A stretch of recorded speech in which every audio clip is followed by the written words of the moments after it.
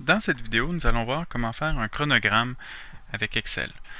Tout d'abord, je vais prendre par exemple le taux de chômage pour la première moitié de l'année 1994. Donc on a janvier, février, mars, avril, mai, juin et les taux de chômage correspondants. Ce que je vais faire, c'est que je vais sélectionner les mois de l'année. Je vais appuyer sur la touche CTRL du clavier, je vais la maintenir enfoncée et je vais sélectionner les pourcentages associés. Ensuite, je vais aller dans le menu Insertion en haut, dans Excel, et je vais choisir un graphique ici qui, pour ceux qui ont vu les autres vidéos, c'est comme un polygone de fréquence. On va choisir une courbe. Donc, on va choisir la première courbe. Et là, notre chronogramme est presque terminé. On peut choisir dans les options. Par exemple, ici, le petit plus. Est-ce qu'on veut donner des titres aux axes? Oui, on peut donner des titres aux axes. Est-ce qu'on veut le quadrillage? On peut le laisser, on n'est pas obligé. Il y a plusieurs options qu'on peut faire. Ensuite, mon axe des X, je vais double-cliquer dessus et je vais aller dans... Je vais double-cliquer sur mon axe des X. Je vais aller dans les lignes. Je vais m'assurer d'avoir un trait plein et je vais choisir la couleur noire. Je pourrais choisir des flèches, sont placées en ordre chronologique, donc je choisis une flèche. Ensuite, je vais choisir les petites barres verticales ici, c'est les options d'axe. Je choisis ceci et je vais aller dans graduation. Là, dans ce cas-ci, il faut choisir graduation secondaire pour avoir les graduations vis-à-vis les mois. Donc, je vais choisir la graduation secondaire sur l'axe. Donc, au mois de janvier, je vais avoir un certain pourcentage, donc 11,4%. Je vais faire la même chose pour l'axe vertical. Donc, je double-clique sur l'axe vertical.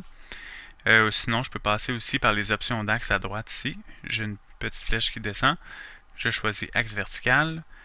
Je vais choisir, je vais aller dans le petit pot de peinture. Je vais m'assurer d'avoir un trait plein de couleur noire. Les pourcentages sont en ordre croissant. Donc, ce que je vais faire, c'est que je vais choisir une flèche au bout.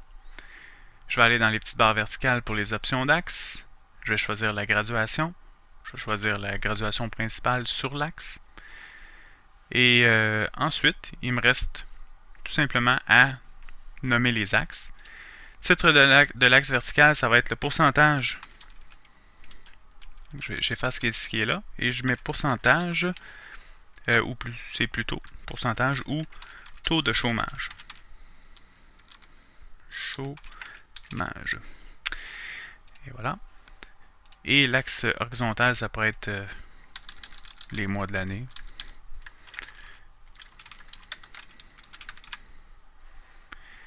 Et titre du graphique, ça pourrait, à ce moment-ci, ça serait l'évolution du taux de chômage.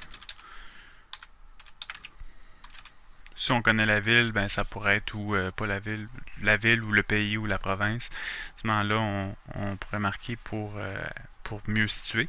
Mais dans ce cas-ci, je vais marquer évolution du taux de chômage pour la première moitié. Première moitié de 1994. Je peux modifier ma taille de caractère.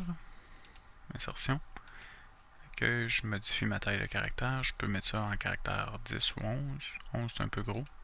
10. Et j'ai mon chronogramme qui est complété. C'est ce qui met donc fin à la vidéo.